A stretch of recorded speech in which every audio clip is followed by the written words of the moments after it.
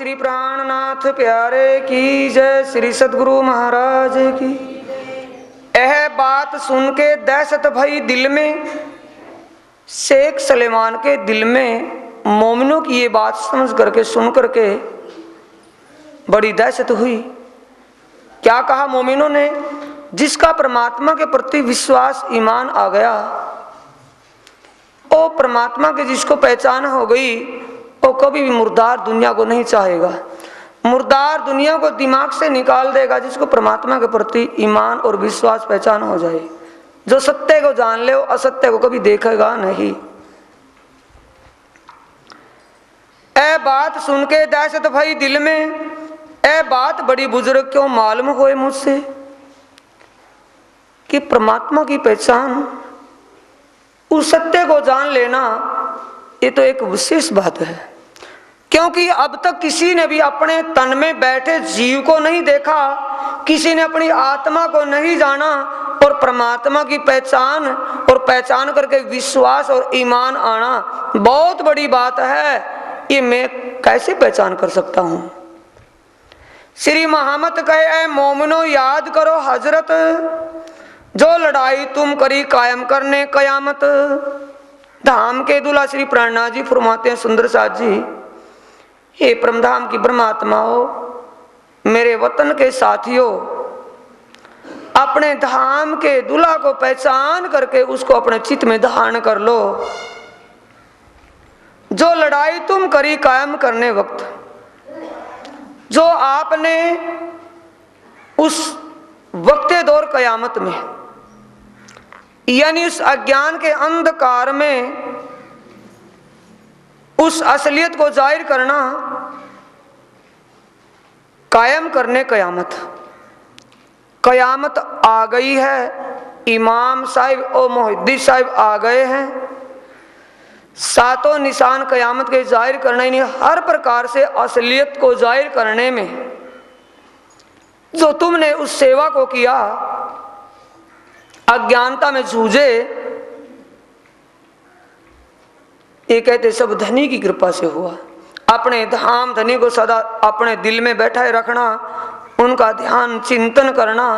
हजरत कहते हैं खसम को, धनी को, साहिब को, उस साहिब को सदा ध्यान करना जिन्होंने आपको ये शक्ति दी, जिन्होंने आपके इस तन को अपने योग्य जाना, जिसने अपने आपके तन को अपनी सेवा के योग्य करके सेवा बख्शीश की, उस धनी को सदा अपने दिल में धारण रखना। ये वाणी प्राणनाथ जी कहते हैं। अब श्री प्राणनाथ जी वहां से चल करके लाल दरवाजे की हवेली में श्री राजे किया हुक्म, लाल गोवर्धन को कहा जाए मुल्ला पूछो तुम। बार बार एक ही बात सामने आती है, कुरान की विशेषता जाने बिना कैसे काम होगा। श्री प्राणनाथ जी कहते गोवर्धन दास और लालदास जी को कि तुम दोनों साथी किसी मस्जिद में किसी मौलाना के पास जाकर के कुरान पाक में कुछ विचार देखो, क्या लिखा हुआ है, क्या कुरान में कहता है, कैसी है मजकूर, कुरान के अंदर क्या जिक्र है, कुरान इमाम साहिब के आने के लिए और वक्ते दौर कयामत के लिए क्या लिखती है, क्या उसके अंदर लिखा हुआ है। किनको ऐ ठहरावत सो मुझ आगे करो जहूर, और इमाम ये किसको मान रहे हैं? ये मस्जिदों में बांग देने वाले या मौलाना वहां बैठे उनको इमाम कहते हैं। ये किसको इमाम मानते हैं, किसको ठहराते हैं, और वक्ते दौर क़यामत के विषय में क्या इनकी कुरान में लिखा हुआ है। इसीलिए तुम जा करके वहां मौलाना किसी हजरत से पूछो। क्या प्राणनाथ जी अपने लिए पूछवा रहे हैं? सुंदर शाह जी थोड़ा विचारना प्रसंग को। क्या वो अपने लिए पूछवा रहे हैं कि भाई कुरान की तालीम हमें मिल जाएगी, कुरान का विवेचन करके समझा देंगे? नहीं, हजरत वहां उस तन में बैठा है, हजरत की आवाज कोई समझने वाला सामने नहीं है। इसीलिए वो कहते हैं कि हजरत मौलाना कोई तुम्हें उस कुरान की जो अरबी या उर्दू में आयतें जो उतरी हैं उनको खुलासा करके वो बता देंगे जो कुरान में भी लिखी हुई है, और तुमको विश्वास आ जाएगा। अपनी जमात को पहले विश्वास दिलाने के लिए प्राणनाथ जी जतन कर रहे हैं कि जाओ किसी मस्जिद के अंदर। इन समय काम करन की उर्ज रही सब बात। काम क्या करना था? सुंदर साथ जी, श्री प्राणनाथ जी और जमात को क्या कार्य करना था? जागो अना जगाओ के दौर को बुलंद करना था।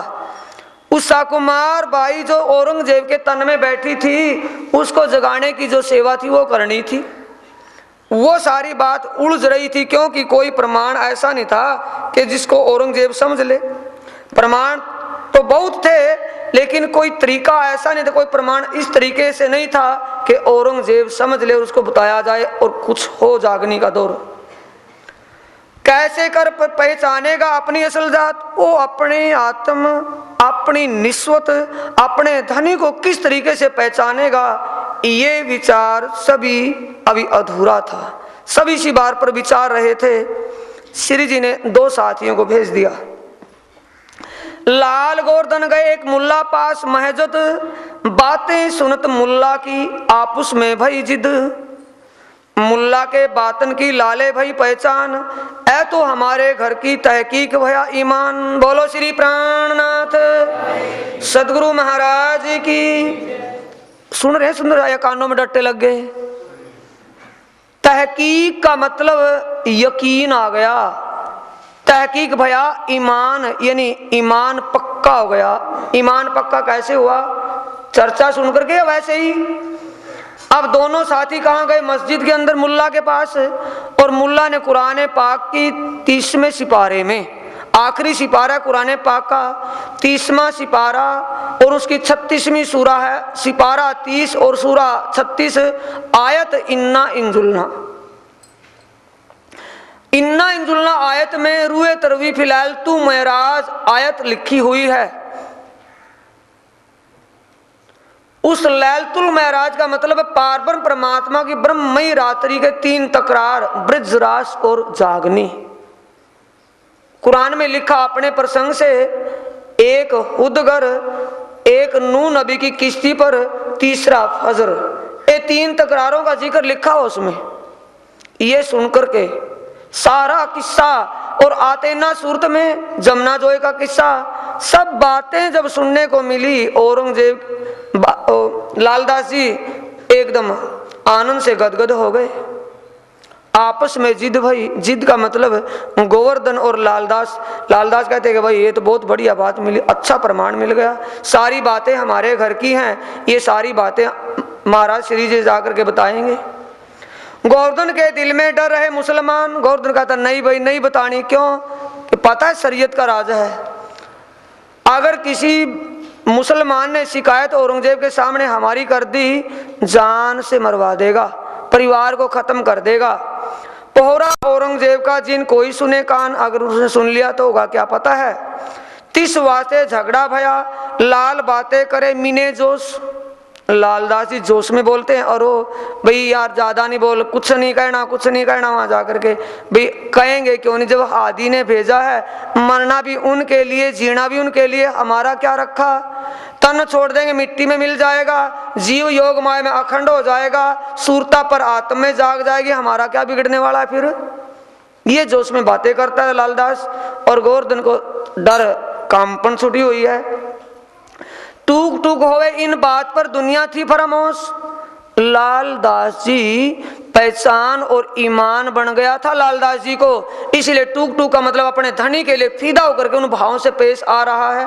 दुनिया थी फरामोश और बाकी दुनिया भी अंधकार में डूबी हुई थी, उनको विश्वास पहचान नहीं थी। 2 राह में लड़के आए लाल दरवाजे सोए, दोनों जिद करते करते जिद करते हुए श्री जी के चरणों में, वहां जिस हवेली में श्री प्राणनाथ जी रुके हुए थे, वहां राज आरोगन की समय दिन रहा घड़ी दोए। अभी 5:30 बजे हुए थे। 6 बजे तक दिन गिनते हैं, 6 बजे रात, 6 बजे नहीं 5:30 का समय था। श्री प्राणनाथ जी भोजन प्रसादी आरोग रहे थे। इतनी देर में ऊंचे अटारी पर, 3री मंजिल में ऊंचे अटारी पर बैठे आते श्रीराज। गोवर्धन तहां पहुंच के कई सुनी चर्चा जो आज जो सुना था मस्जिद में, वो ही बातें गोवर्धन जी ने जाकर के कह दी कि महाराज श्री ऐसी ऐसी बातें कुरान में लिखी हैं। ये बात कह ही रहे थे, इतनी देर में लालदास जी पहुंच गए ऊपर। बातें सुनी तिनकी कही गोवर्धन जी, जो गोवर्धन भाई ने कही थी सारी बातें सुनते सुनते लालदास जी पहुंच गए। वहां की बातें सुन के कहने लगा जब जो लालदास ने अर्ज करी तब सब। वहां की सारी बातें जो गोवर्धन भाई ने श्री जी के सामने कह दी, उन बातों को सुनते सुनते लालदास जी पहुंच गए। लालदास जी ने सब बातें जब सुन ली तो अर्ज करते हैं लालदास जी। प्रसंग समझ में आ रहा है सुंदर साथ जी? या चौपाइयां बीच में बोलने से रड़ जाता है प्रसंग? भाई कहोगे तो चौपाइयां बोलूंगा नहीं, चौपाइयां बोलने की बजाय वैसे बताऊंगा, पर समझ आना चाहिए। लालदास जी कहते हैं सारी बात सुनने के बाद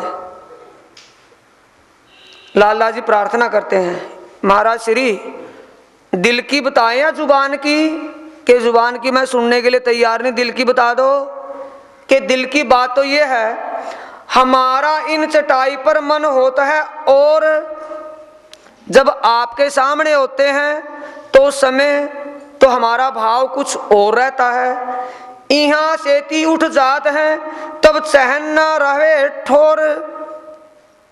यानी हमारी जुबान में तो कुछ है और पेट में कुछ है। दिल हमारा कुछ और विचारता है, जुबान हमारी कुछ और कहती है। ये खुलासा करके बता दी। तब भाई गोवर्धन को रीछ सड़ी बनाए। अब गोवर्धन भाई इस बात में खिंच गए, चिढ़ गए। ऐसा मौको कहा तुम जानत नहीं ताए। ए महाराज श्री आपने सुन लिया, देख लिया ना, देख लिया कैसे सुंदर साथ हैं। ये सारी बातें मुझे कह रहा है ये लालदास जी। अब आपस में जोर जोर से बोलने लगे। रास्ते में तो आए थे ना जिद्दा जिद करते हुए, श्री जी के चरणों में आकर के जिद करने लगे। दो बाता श्री राज देख के दिल में किया विचार, इनकी अकल ऊपर मोहे कैसो इतबार। इनके विश्वास, इनके ईमान पर मुझे विश्वास नहीं करना चाहिए। श्री प्राणनाथ जी के दिल में क्या विचार आया, क्या फाइनल किया कि इनको विश्वास ईमान जब नहीं तो औरों को क्या विश्वास ईमान दिलाएंगे। जब इन्हीं की समझ नहीं बनी औरों को क्या समझाएंगे। इन समय श्री राज को नूर जोश सड़ियो जोर। श्री प्राणनाथ जी को इस समय जोश इतना जोर से आया। आए जबराइले जोरा किया, असराफिले किया शोर। शारीरिक क्रोध, तन से क्रोध गुस्सा इतना आया, असराफिल और जबराइल दोनों ही जोश, दोनों ही स्वरूप जाहिर हो गए। मोह आगे बिजली के चमकत लहर आंदे ही।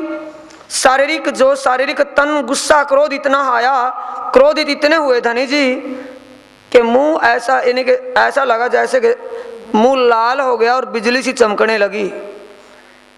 चमकत लहर आंदे ही तब श्री राज के मुख से ए बाता पुकार गई। तब श्री राज जी ने, श्री राज धाम धनी श्री प्राणनाथ जी ने श्री मुख से बातें कही।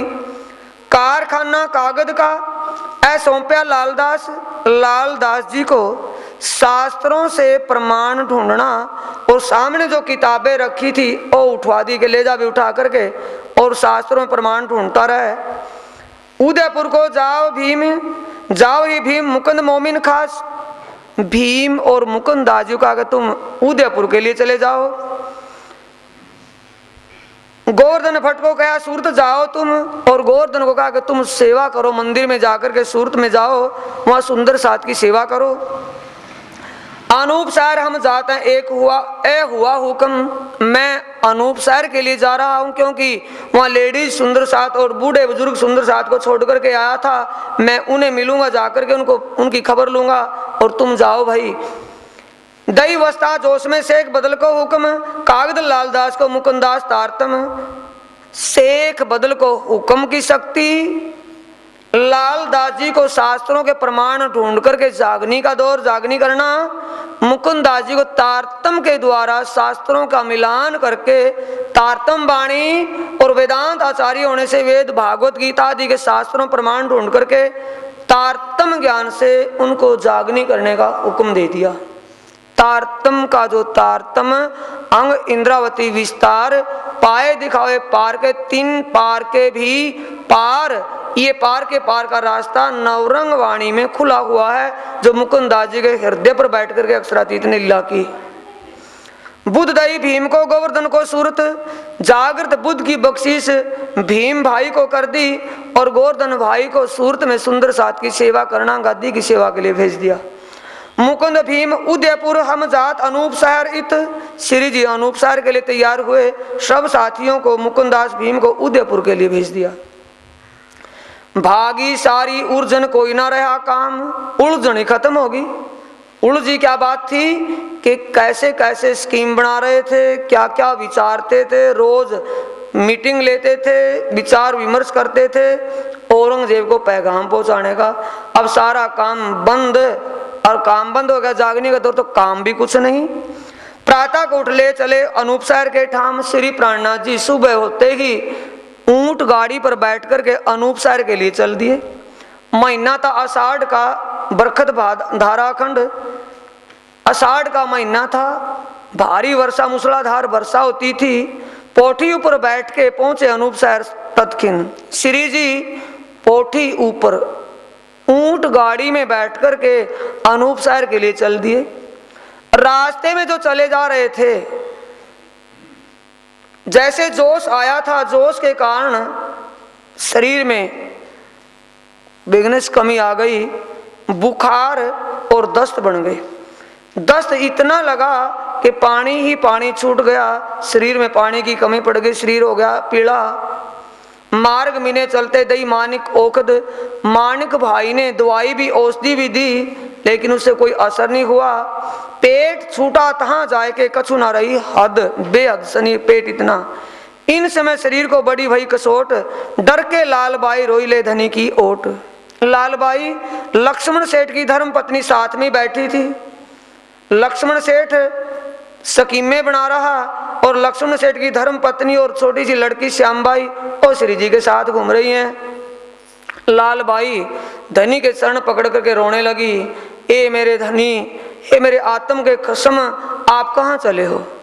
आपके बिना हम एक पल भी नहीं रह सकते इस दुनिया में, इसलिए आप हमें अकेले मत छोड़ना। तब आप दिलासा करी। धाम के दूल्हा श्री प्राणनाथ जी ने स्वयं जोश में आकर के उनको दिलासा दिलाई, जिन कोई डरो तुम, और लालबाई डरती क्यों है? फिरी ना मेरी सूरत तब तुम्हें खबर करो हुक्म, मेरी सूरता भी परम धाम नहीं जा रही, यानी मैं शरीर को नहीं छोड़ रहा, अभी धाम गमन नहीं होगा। जिस वक्त मेरी सूरता परम धाम चलेगी, उस वक्त मैं सब सुंदर साथ को पहले बता दूंगा कि अब मैं परम धाम जा रहा हूं।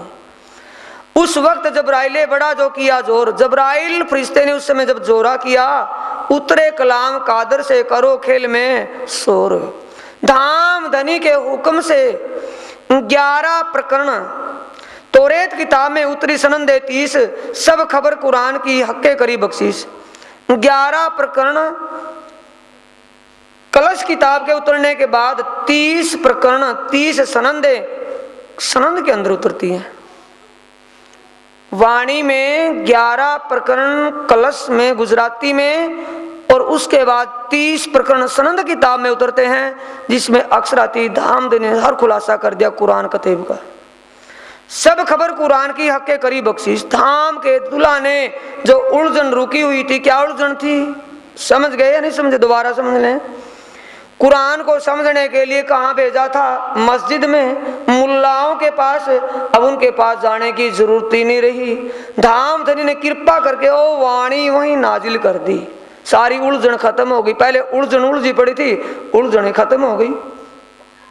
सनंदे लिख तैयार करी, विचार देखे सुकन। जो सनंद वाणी में अवतरित हुई थी धनी के मुख से, उसको साथियों ने लिख लिया, और लिखी सनंदों को श्री प्राणनाथ जी ने जब सुना और उस पर विचार किया, साथियों ने पढ़ करके सुनाया श्री जी को, और श्री जी ने सुनी बात पर विचार किया। विचार देखे सुकन, जो वाणी अवतरित हुई थी, वाणी पर जब विचार किया श्री प्राणनाथ जी ने। सुने सुंदर साजी, ध्यान दें, हर बात के पहलू को समझना है। विचारने से अकल में, अकल का ताला खुलेगा, अकल में बात आएगी। अगर पढ़ते रहेंगे, पढ़ने वाले तो साथ ही पढ़ रहे थे, लेकिन विचारा किसने? श्री जी ने। और विचारते के साथ ही ए वाणी सुन के पीछा ना हटे मोमिन। प्राणनाथ जी कहते इस वाणी को सुन करके कोई भी साथी ईमान से नहीं गिरेगा। और सुंदर सा जी बार बार आ रही है बात, ईमान दुकानों पर नहीं मिलेगा। कभी ऊंची दुकान पर जाकर के खड़े हो जाएंगे, ईमान नौतनपुरी, पद्मावतीपुरी या मां मंगलपुरी में मिलेगा ईमान, और कहीं मिलेगा ही नहीं मिलेगा, वाणी से मिलेगा।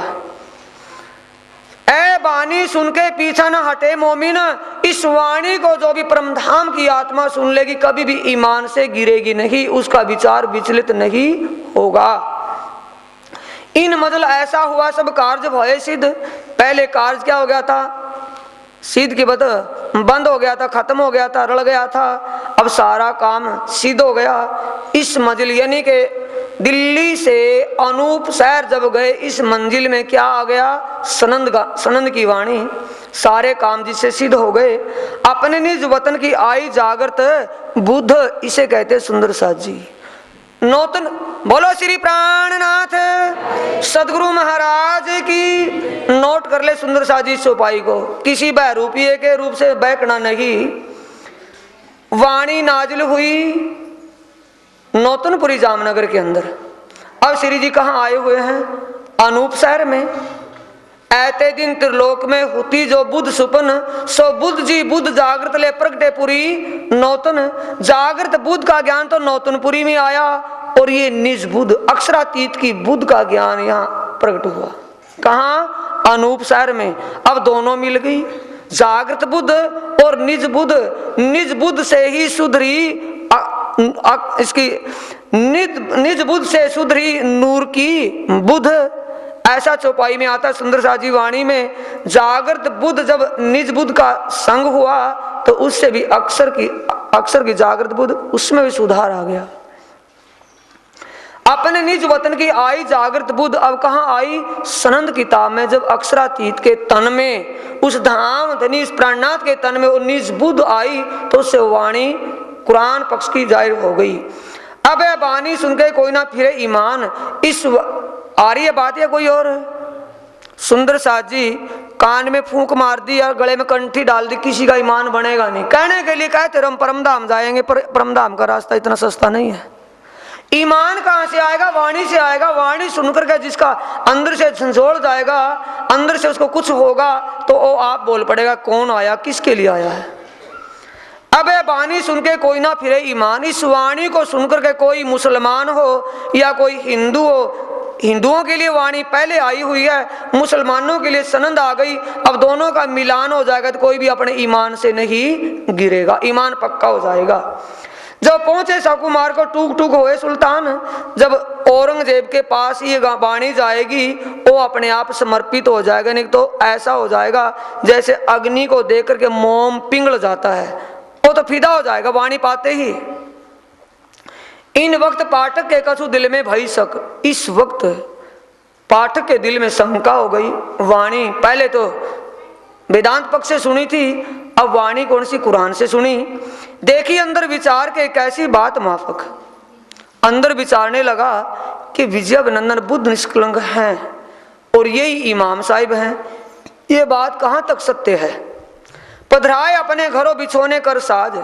अब श्री प्राणनाथ जी को अपने घर निमंत्रण दे के बुला लिया कि भी कुछ भी है तो कुछ ना कुछ। अपने घर निमंत्रण दे के श्री जी को बुला लिया, अच्छा सिंहासन लगा करके पधराया।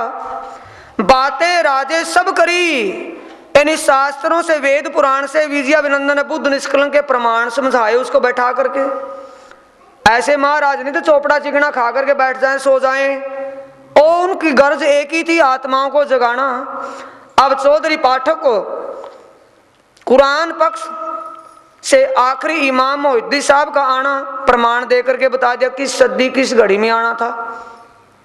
विजयाभिनंदन बुद्ध निष्कलंक का आना पुराण हरिवंश, पुराण मद्भागवत पुराण और भविष्य पुराण आदि पुराणों से वो भी बता दिया। बातें राजे सब करी गए, अपनी पूर्ण रूप से पहचान करवा दी। बीतक अपनी तोहाज, यानी कि आने से वहां मौके पर जो बैठे हैं वहां तक श्री राज जी ने अपनी पूर्ण पहचान उसको शास्त्रों के द्वारा करवा दी। तब ऐ सुन के बहुत हुआ खुशहाल। शास्त्रों के प्रमाण सुनते ही उस पाठक के दिल में आनंद की कोई सीमा नहीं रही। इतना आनंदित हो गया, वाह भाई वाह, दुनिया मर गई भक्ति करके, साधना करके, तपस्या करके, ज्ञान करके, और मेरे घर में सहज में ही आ गया। मैंने कोई तपस्या नहीं की, इस धाम धनी, इस पार ब्रह्म परमात्मा, इस विजयाभिनंदन बुद्ध निष्कलंक के तो दर्शन करके मैं भव से पार हो गया। ये खुशी इसके अंदर हुई। अर्ज अपनी कहने लगा, माफक अपने हाल, प्रार्थना करने लगा, हे महाराज श्री, मेरी आत्मा को जागृत करके मुझे भी अखंड ठिकाना दे दो। यहां से ती आय के साथ को दिया दीदार। अब श्री प्राणनाथ जी उस पाठक को समझा करके जहां जो सुंदर साथ लेडी सुंदर साथ जिस हवेली में छोड़े थे उनके पास आ गए। उनको आकर के, तुमको सैया हुक्म जो भेजा परवरदिगार, और सुंदर साथ जी, धाम धनी की तुम्हारे ऊपर इन परमात्मा की असीम कृपा होगी, राज्य की असीम कृपा होगी, आपके लिए तो एक ऐसा विचित्र ज्ञान धनी ने भेजा है। हुआ हुक्म हक का शेख बदल ऊपर, और शेख बदल को कहा, हुआ हुक्म हक का कि ए शेख बदल, राज्य की एक विशेष कृपा हमारे ऊपर होगी, उनके हुक्म से जाओ तुम सुल्तान पे देव खुश खबर। उनके हुक्म से जो ये वाणी आई है, इस वाणी की सूचना औरंगजेब बादशाह को तुरंत दे दो। शेख बदल विदा हुए चले तरफ सुल्तान, सनंदे सिर पर बांध ले दिल में ईमान। इसे कहते सुंदर साजी, सुंदर साथ चकुंदर होकर के सुंदर नहीं हो सकता है। शेख बदल विदा हुए, हे धाम धनी, जैसा आपका हुक्म आज्ञा है मैं वो करने को तैयार हूं, वो पैगाम दो, मैं अभी लेकर के जा रहा हूं। ईमान लेकर के तुरंत ही दिल्ली के लिए चल दिए। पहुंचे दिल्ली शहर में, वक्त जुमे नमाज, जुमे का दिन था, नमाज का समय हो चुका था, इसलिए विचार किया और शेख बदल ने कि दरबार में जाऊंगा, दरबार खाली होगा, भाई मैं लाल किले में चला गया तो लाल किले में तो बादशाह मिलने वाला है ही नहीं, आज जुमे का दिन है, ईदगाह में मिलेगा, नमाज पढ़ने के लिए आएगा, मैं सीधा ईदगाह में जाकर क्यों ना मिल लूं।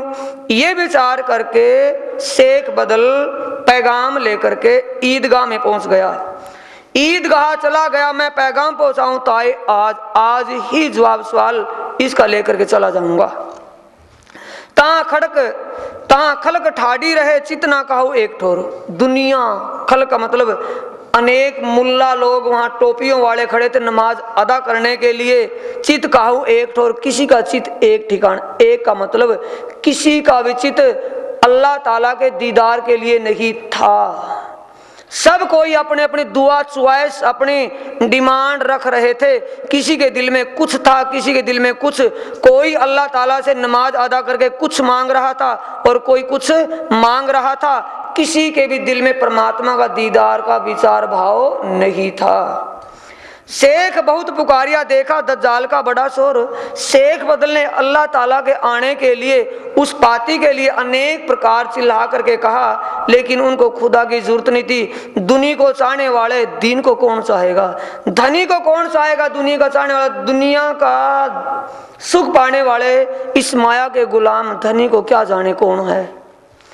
कोई कहे हिंदुई में ने लिखे अल्लाह का कलाम, कोई बनावटी नहीं बातें बनाता है, ऊपर से डींगे मारता है, भाई ये तो हिंदी में लिखी है, बात तो बरहक हैं, यानी बात तो सच्ची लिखी हुई है, यानी बात तो कुरान के मुताबिक हैं, पर हमें रवा नहीं इस ठाम, पर शरीयत का राज शरीयत का राज है, हमें वाजिब नहीं, इस वक्त हमें इजाजत शरीयत नहीं देती, शरीयत हमें इजाजत नहीं देती इस बात को मानने में। बात तो बिल्कुल सत्य है और कुरान के मुताबिक है। इन भांत बातें सुन के फिर आए अपने ठोर, बनी वेग की हवेली में जाए पहुंचे। और इस प्रकार सुंदर साथ जी अनेक बातें बनती सुनकर के वापिस आ गए अपने घर। रास्ते में गनी वेग एक मौलाना थे, उनके घर रास्ते में पड़ता था, उनके घर चले गए। तासनंदे बाचन लगे, विनायक मोहम्मद गनी वेग ने कहा कि यार आज कहाँ गए थे, कि मैं ऐसे ऐसे इस काम के लिए गया था। क्या बात थी, कि ये पैगाम में क्या लिखा है, वो वहां बताने लगे। ता सनंदे बाचन लगे, विनायक मोहम्मद, सनंद कौन सी बातने लगे, बिना एक मोहम्मद और ना कोई रसूल, कोई भी ऐसा नहीं हुआ जैसे रसूल मोहम्मद हुए, यानी 1,20,000 पैगंबर हुए और रसूल मोहम्मद जैसा कोई भी पैगंबर नहीं हुआ।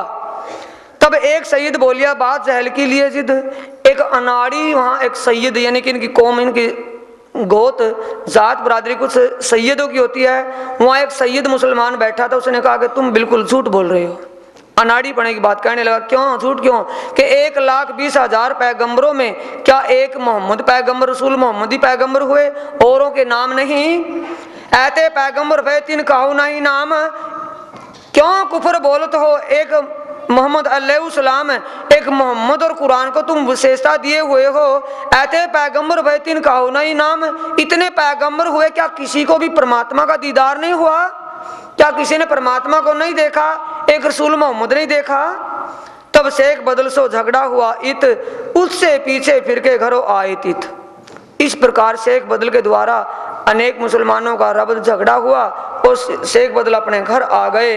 दिन 2-4 में अनूप शहर से आए श्रीराज, बुलाया शेख बदल को, पूछा पैगाम का काज।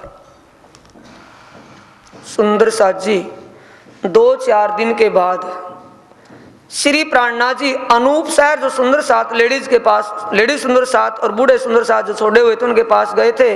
वहां से सूर से चल करके अनूप शहर से चल करके दिल्ली में आए और 2-4 दिन के बाद आने के बाद शेख बदल को बुलवाया और शेख बदल से पूछा कि वहां क्या देखा भाई?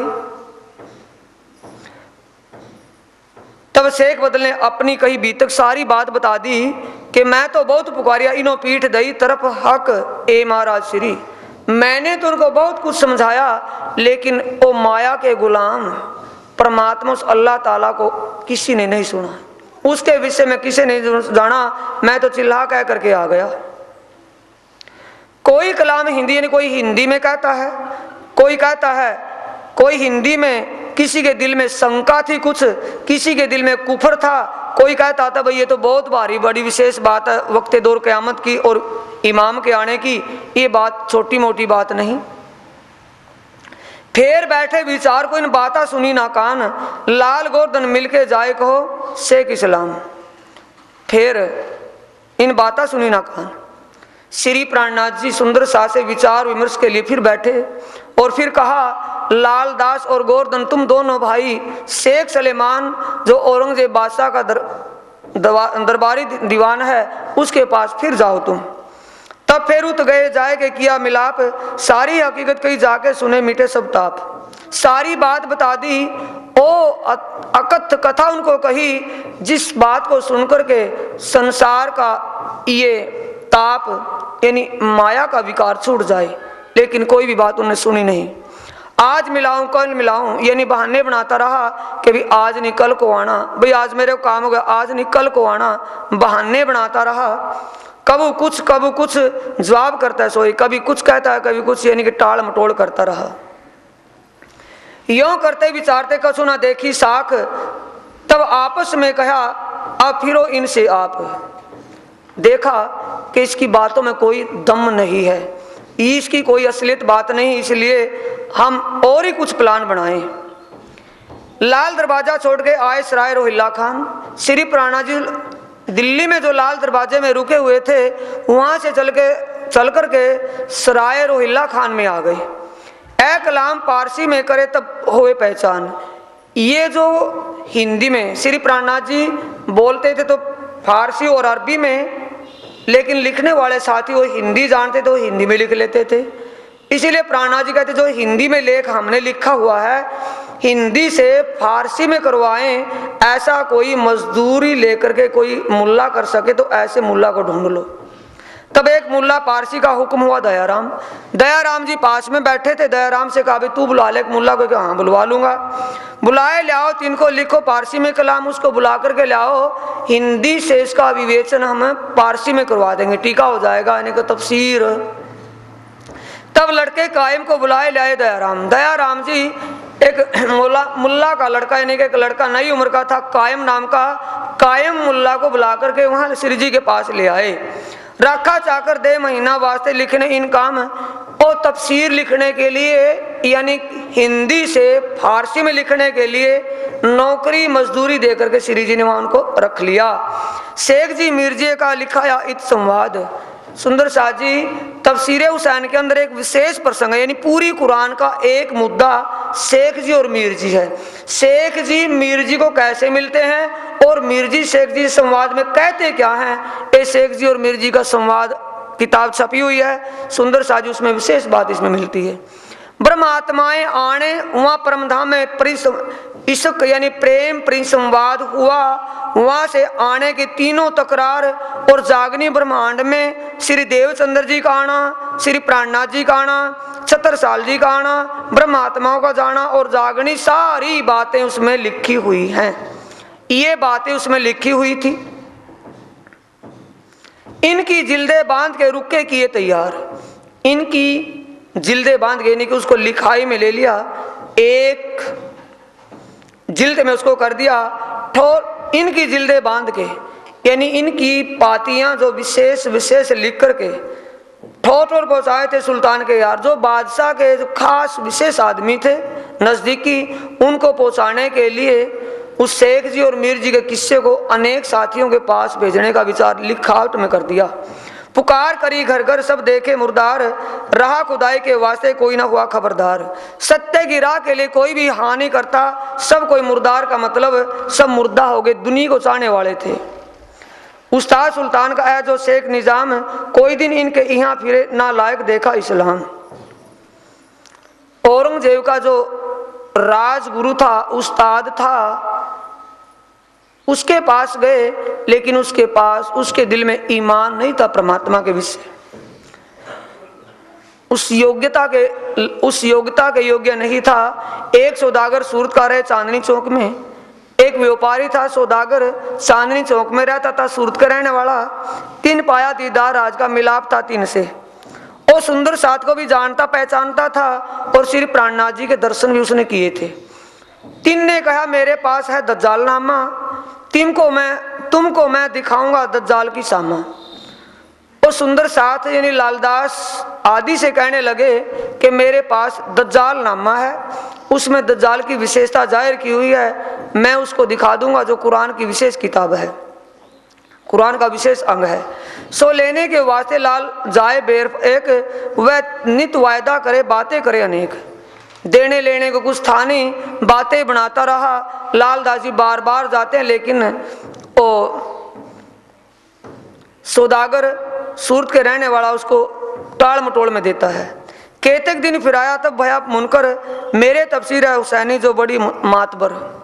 कई दिन तक तो वैसे ही फिर आता रहा। बाद में कहने लगा भाई दज्जाल नामे की तो बात छोड़ दो, मेरे पास तफसीर हुसैन है जो कुरान का खास मुद्दा है, कुरान की खास विशेष बात है, जिसको हुसैन साहब ने कुरान का विवेचन करके लिखा है, वो हुसैनी तफसीर मेरे पास है। तब पूछा लालदास ने उनमें क्या खबर, कुरान अर्थ पारसी है जाहिर सब ऊपर, उसमें कुरान पारसी भाषा में लिखी हुई है, कुरान का विशेष अंग है और वो फारसी भाषा में लिखा हुआ, वो मेरे पास है। ए बात लाल ने आके आगे करी सिराज, हुक्म हुआ लाल को ले जाओ तुम आज। ये बात श्री प्राणनाथ जी ने, लालदास जी ने श्री प्राणनाथ जी के सामने की। धाम के दूल्हा श्री प्राणनाथ जी ने कहा आज ही उस किताब को लेकर के आओ। लालदास जी हुक्म पाते ही उस किताब को लेने के लिए गए, लेकिन वो देने को कहाँ तैयार था। उस वक्त में हाजिर बैठा था दयाराम, तीन ने अर्ज करी मुझे कहो ए काम। लालदास जी जाते रहे आते रहे, लेकिन कोई काम ही नहीं बनता। ऐसे मौके में निराश होकर के लालदास जी श्री जी के चरणों में आकर के प्रार्थना करते हैं, महाराज श्री, वो सौदागर किताब देता नहीं, कहता है ये काम नहीं हो सकता। वहां से दयाराम पास में बैठे थे, वो कहने लगे महाराज श्री ये सेवा मेरे को दे दो, मैं कर लूं इसको, कि तू कर ले भाई। दयाराम श्री प्राणनाथ जी से हुक्म पा करके अपने घर गया। अपने घर के पास में जो मुसलमानों की बस्ती थी, एक मुसलमान भाई से जाकर के कहा कि भैया मुझे तफसीर हुसैन चाहिए, अगर आप कृपा करके उसको मंगवा दो। मेरे एक साथी एक व्यापारी है, वो व्यापारी साथी ने मंगवाई है, मेरे को ये ला दोगी तो आपका बड़ा एहसान होगा। तब उनने कहा मैं करूं तुम्हारा काम। वो मुसलमान कहने लगा तेरा काम ये जरूर हो जाएगा भाई, अभी कर देता हूं, अभी ले जाना। तभी सुन हाजिर करी दई हाथ दयाराम, तुरंत ही उसने लाकर के तफसीर हुसैन दयाराम के हाथ में सौंप दी। दयाराम ने 40 रुपये दिए, लिए 40 रुपया, तीन में दिए 2 फेर, 40 रुपये ले लिए और 2 रुपये उसमें वापस दे दिए दयाराम जी को। दयाराम खुशहाल हुआ, दयाराम जाए लगा सिर मेर। श्री प्राणनाथ जी के चरणों में बड़ा हौसला बजाई से खुशी होता हुआ श्री प्राणनाथ जी के चरणों में दयाराम जी पहुंच गए तफसीर हुसैन लेकर के। तफसीर को देख के श्री राज भाई खुशहाल बातें लगे करने। आगे गुलाम लाल दाजी से कहने लगे, भाई लाल दाजी इसमें तो बहुत अच्छी बातें होंगी पर इसको पढ़े कौन। इन समय कायम के तफसीर धरी आगे, तफसीर दई आगे, कायम मुल्ला पास में बैठा था। तफसीर हुसैन उसको देकर के प्राणनाथ जी कहने लगे, भाई देख इनके मायने हमको सुनाओ है। तफसीर हुसैन में जो विशेष प्रसंग लिखे हुए हैं उनके मायने, उनके अर्थ खोल करके हमें समझा करके कहो इसमें लिखा क्या है। प्रथम इन्ना इंजुलना सूरत इन पड़ी जामे 3 तकरार। इन्ना इंजुलना सूरत यानी 30वें सिपारे की 36वीं सूरत इन्ना इंजुलना, जब उसमें रूए तरवी फिलहाल तू महराज का खुलासा करके कहा, उसमें 3 तकरार ब्रजराज और जागनी का जिक्र लिखा हुआ था। इशारतें सारी खुली जो लिखी परवरदिगार, जो पारब्रह्म परमात्मा के आने तक की बातें सारी उसमें लिखी हुई थी, जो पारब्रह्म परमात्मा की पहचान करवाने वाली विशेष बातें प्रसंग थे। हम ही थे ब्रजराज में, हम तीसरे आए इत, ऐ तो वही बात है जो हमको कही तीत। उसमें लिखा था ब्रजराज और जागनी के लिए। तब श्री प्राणनाथ जी उस प्रसंग को सुनकर के कहते हैं, मेरे धनी श्री देवचंद्र जी महाराज ने जो मुझे कहा था कि कुरान को जरूर देखना, ये तो वाकई उनके कही हुई बात कुरान में पूरी हो गई। कुरान में सारी बातें हमारा ही जिक्र लिखा हुआ है। हम ही ब्रज में थे, हम ही रास में थे और हम ही तीसरे जागनी ब्रह्मांड में आए हुए हैं।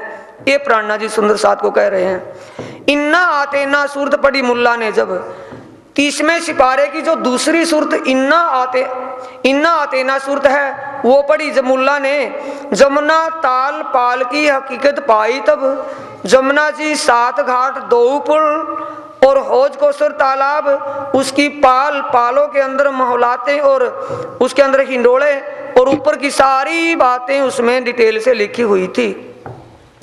जब चोट लगी श्री राज को आया ऐसा हाल, श्री प्राणनाथ जी ने जब ऐसे गहरे ज्ञान को सुना तो श्री प्राणनाथ जी हाल का मतलब उन्हीं विचारों में आनंद मस्त हो गए। ना रही उठने की ताकत, हुए अत खुशहाल। श्री प्राणनाथ जी इतने आनंद मस्त हुए कि उठने को मन ही नहीं करता। कहते कायम मुल्ला को कि सुना भाई सुना।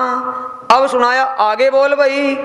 3 रोज लग सेज से उठे ना सके तब, 3 दिन लगातार श्री प्राणनाथ जी उसी प्रसंग को सुनते रहे। तफसीर हुसैन को सुने सुकुन तफसीर में कलाम रब्बानी, जब उस अल्लाह ताला की रब्बानी कलाम का ब्रह्म ज्ञान ब्रह्मवाणी उस कुरान पाक तफसीर से सुनी, साथ आगे बैठ के चर्चा करी बनाए।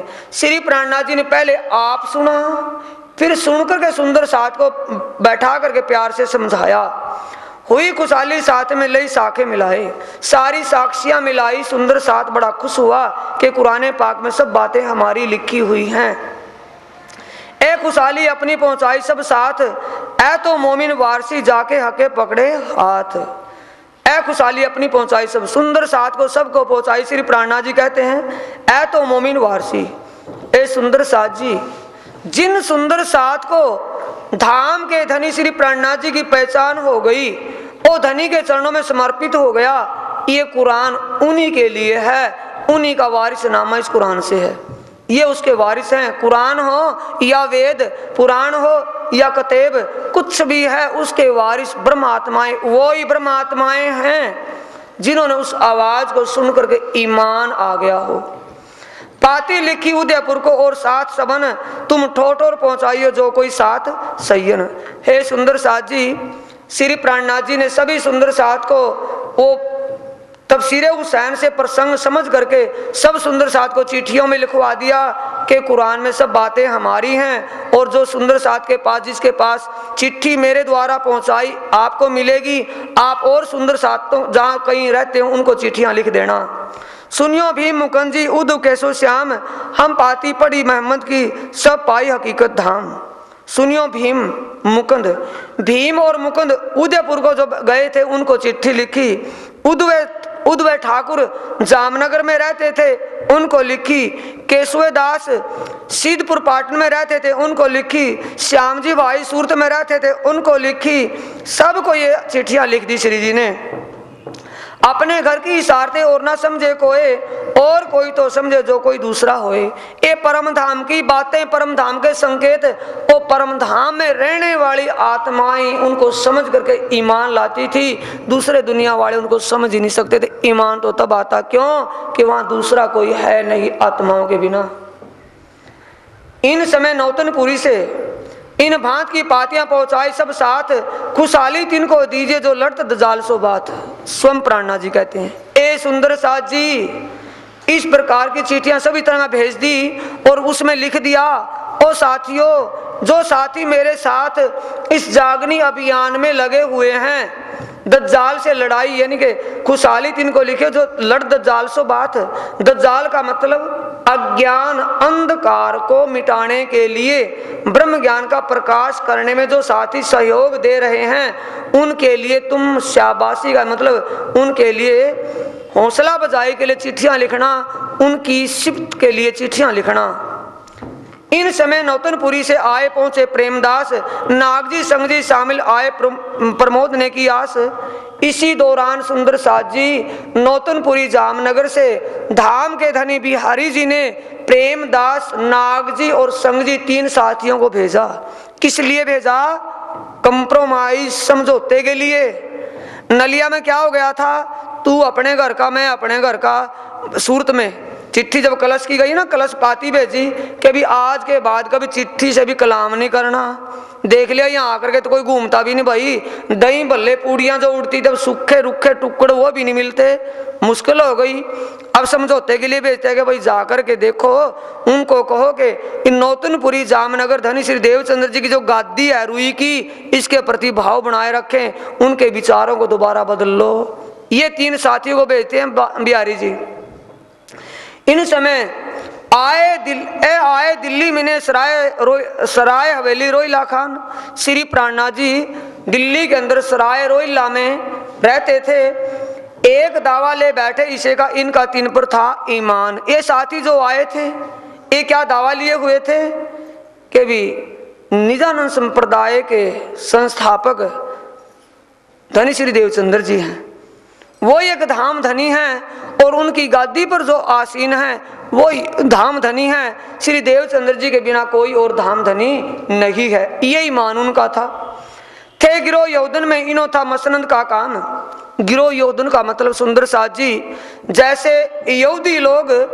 यहूदी मूर्ति पूजा करते थे, मूर्ति पूजक कर्मकांडी थे यहूदी, और उस समय में रसूल मोहम्मद साहब ने उस पारब्रह्म परमात्मा की सूरत और उसका स्वरूप, उसका ठिकाना बता करके जिनको परमात्मा के प्रति विश्वास दिलाया, ऐसे रसूल मोहम्मद से कौन लड़ते थे? मूर्ति पूजक और कर्मकांडी लोग यहूदी। ऐसे ही यहूदी रूप कौन थे? ये गादी पूजक, जिनको एक रूई की गद्दी में अक्षरातीत प्राणनाथ दिखता था, ऐसे एक जाहिरी रूप से शरीयत में डूबे कर्मकांडी साथी तीनों प्राणनाथ जी के पास जाते हैं। इन सिर्फ गद्दी को ही परमात्मा पूर्ण ब्रह्म मानते, इस गद्दी में वो करंट है। अकस रखते दीन से जो बरहक इस्लाम, जो सत्य धर्म था उससे वो ईर्ष्या जलन रखते थे, उनको उस बात का बोध नहीं था। रसूल साहिब की बात को कबू ना सुने कान, आज दिन तक रसूल मोहम्मद की विशेषता को न कभी जाना नहीं था। खुदा एक मोहम्मद बरकत तापर ना ल्यावे ईमान, और खुदा और मोहम्मद एक ही स्वरूप है, ब्रह्म मुनि और ब्रह्म एक ही स्वरूप है, ये उनको कभी पता नहीं था, इसलिए उनको ईमान नहीं था। ए आए मजलिस मोमिनों की यहाँ बिना मोहम्मद और ना बात, ए देख तवज्जो भय बड़ी चर्चा हुई खुदा की जात। उस वक्त श्री प्राणनाथ जी,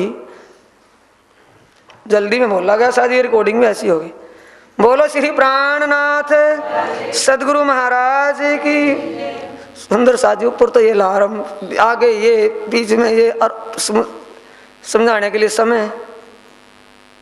जिस वक्त ये तीनों साथी नौतनपुरी से उस दिल्ली में पहुंचे, उस वक्त प्राणनाथ जी चर्चा कर रहे थे और चर्चा रसूल मोहम्मद की बिना एक मोहम्मद की बात चर्चा चली हुई थी। अब उन्होंने मोहम्मद को सुना नहीं था, क्या शंका दिल में आई कि ये तो मुसलमानों की बात करते, मुसलमान ही नहीं हो गए हो शायद। ऐ देख तवज्जो भाई, बड़ी चर्चा भई हुई खुदा की जात, यहाँ बिना मोहम्मद और ना बात, वहां परमात्मा का जिक्र दूसरी बात ही नहीं होती थी। अब इन्होंने परमात्मा का ज्ञान कभी सुना नहीं था। क्यों? बिहारी जी ने क्या सुना था, एक राजा थी, एक रानी था, फलाना हुआ था, ढेकड़ हुआ था, सामाजिक बातें। अब वो ब्रह्म ज्ञान कहाँ से मिलना था?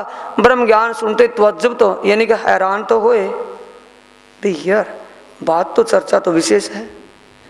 जब रूबरू भय राज सो तब बातें करी मीने जोश, सुंदर साथ को गुमराह करने के लिए गए थे।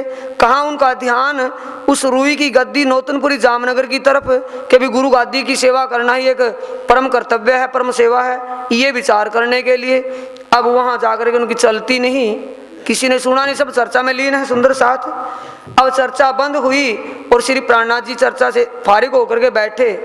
जब रूबरू भय राज सो तब बातें करी मीने जोश। जब श्री प्राणनाथ जी से आमने सामने हुए तो जोशीली बात करते हैं। क्या जोश लेकर के?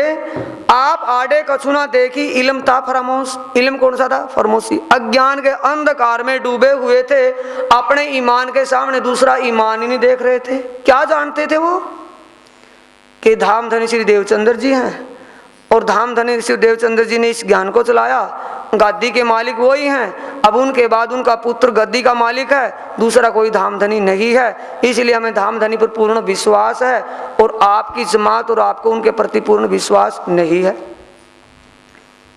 अब इतनी देर के बाद श्री प्राणनाथ जी से जब रूबरू हुए, बड़प्पन दिखाने लगे, श्री प्राणनाथ जी मौन रहते हुए थोड़ी देर के बाद फिर चर्चा शुरू कर दी। जब दूसरी मजलिस चर्चा की हुई, जब चर्चा करी हजूर ने दई श्री देवचंद्र जी की पहचान, श्री मोहम्मद साहिब का रोशन किया ईमान।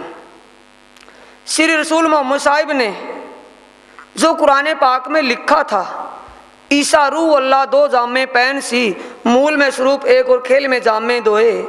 मोहम्मद बर हक, मोहम्मद और हक में, रसूल और परमात्मा में कोई भी अंतर नहीं, ब्रह्म और ब्रह्म मुनियों में कोई भेद नहीं, एक ही स्वरूप है। ये बात जब उन्होंने खुलासा करके और कुरान का प्रमाण दे करके, ईसा रूह अल्लाह धनी श्री देवचंद्र जी के तन में श्यामा जी महारानी दो तन धारण करेगी, एक तन श्री देवचंद्र जी का उसमें लीला की, दूसरा तन श्री महाराज ठाकुर का उसमें ले जो लीला की। जब ये बात खुलासा करके बताई, रोशन किया ईमान, उनका ईमान जागृत हो गया। यानी तीनों साथियों को विश्वास आ गया कि भी हम तो भूले पड़े थे। जो बात कही मोहम्मद ने, सोई रूह अल्लाह कलाम, मिला दिखाए दोनों इनों को, ऐ हुआ दीन एक इस्लाम। सुंदर साथी जो गए थे उनको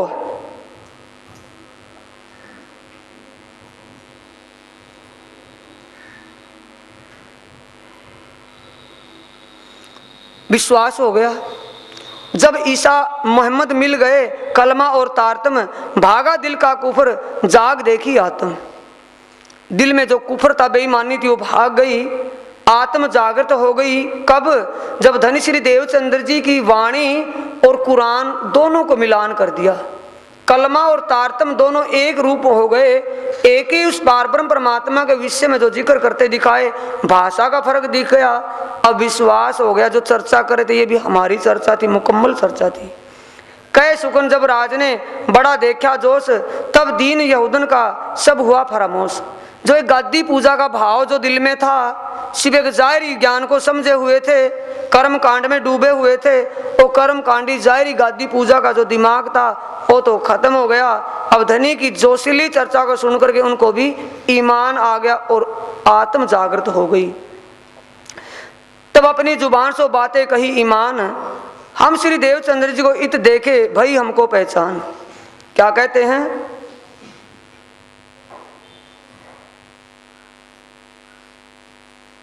सबसे पहले कहते क्या छुपाई इसमें आई नहीं सुंदर साथ जी।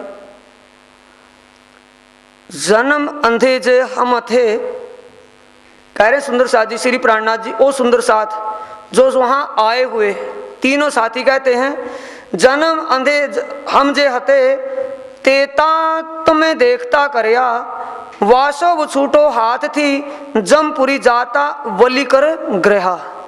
यानी गुजराती भाषा में प्रकाश गुजराती के अंदर 10वें प्रकरण में 3री चौपाई में बोल रहे हैं, वाणी और बीतक एक ही रूप है। सुंदर साजी जब वाणी और बीतक में घूम लोगे ना, दोनों में भेद नहीं दिखाई देगा। क्या कह रहे हैं तीनों साथी? ए महाराज श्री, हम तो जब से आपके चरणों में यानी कि निजानंद संप्रदाय में आए हैं, उसी दिन से अज्ञान के अंधकार में भटक रहे थे।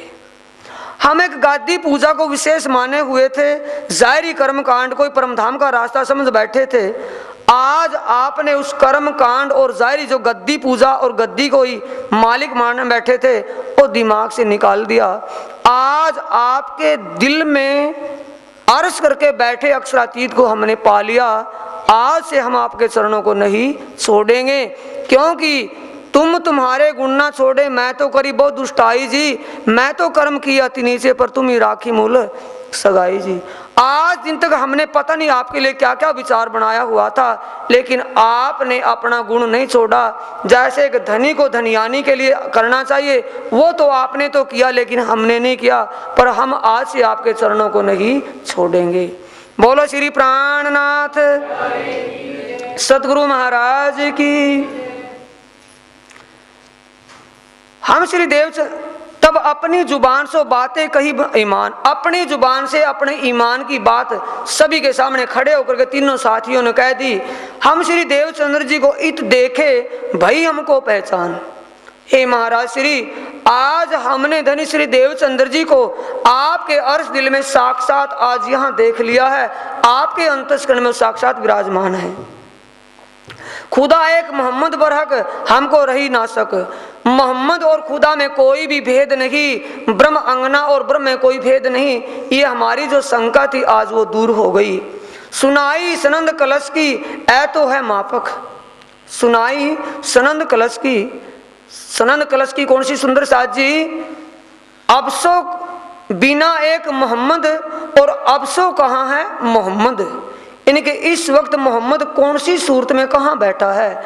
मोहम्मद के जब रसूल मोहम्मद के तन में थी तब बसरी सूरत में थे, अब हक की सूरत में इमाम के साथ इमाम के तन में बैठे हैं। ये उनको पहचान करवा दी। हम तो तहकीक किया तुम हो बीच इस्लाम। ए धाम धनी, ये आज हमें पूरा विश्वास यकीन हो गया कि आप ही धर्म के रास्ते पर चले हुए हो। आप ही श्री निजानंद संप्रदाय के जागनी के प्रचार प्रसार में सीधे सच्चे रास्ते पर हो। तुम्हारी किताब का हम लिख पावें कलाम, ये हमने आपसे आज अच्छी तरह पा लिया। हे धनी, हम आपके इस ज्ञान को प्राप्त करके हम भी प्रचार प्रसार करना चाहते हैं। जो आपने इस ज्ञान को बताया, इस ज्ञान से जो हमें होश आई, अगर आपकी कृपा आपकी मेहर हो, हम इसका प्रचार प्रसार कर सकें, अगर आपकी आज्ञा हो। हम भी सब साथ को लिखेंगे सुकन, हम अब लो भूले थे है इत बात मोमिन। आज लग हम भूले हुए थे, अज्ञान के अंधकार में भटक रहे थे। अगर आप आज्ञा दो तो हम भी आपकी पहचान की बात सब सुंदर साथ को बता दें कि रूई की गादी में धाम धनी नहीं, वो इंद्रावती के अर्श दिल को अपना अर्श करके बैठे हैं। श्री धनी देवचंद्र जी को हम देखा है इत, तुम ईमान लाइयो जो कोई होवे तित जित। हमने धनी श्री देवचंद्र जी को इस महराज जी के अर्श दिल में देखा है। ओ सुंदर साथ जी, मेरे वतन के साथियों, जहाँ कोई कहाँ जहाँ तहाँ हो, श्री महराज ठाकुर के प्रति विश्वास लाना, रूई की गादी में विश्वास मत रखना, क्योंकि हम भी नरगामी हो गए थे एक जाहिरी बंदगी को लेकर के। आज हमें होश आई, इसलिए हम तुम्हें भी होश दिला रहे हैं। ये जो सुकून लिख रहे हैं चिट्ठी में, ऐसी पातियां लिख करके अपनी कलम से सुंदर साथ को जहां तहां भेजी, और सब सुंदर साथ उन पाती को पा करके क्या विचार करते हैं, आगे का प्रसंग सुंदर साथ जी कल सुनेंगे।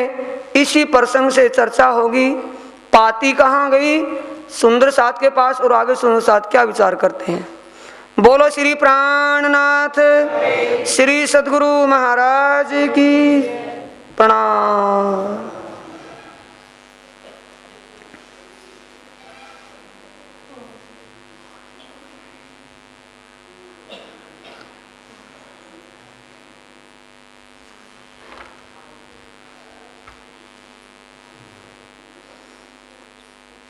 चौपाई दोहराएंगे सुंदर साथ जी।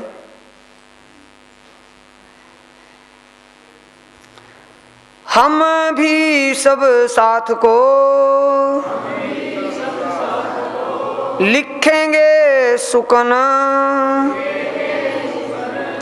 हम अब लो भूले थे,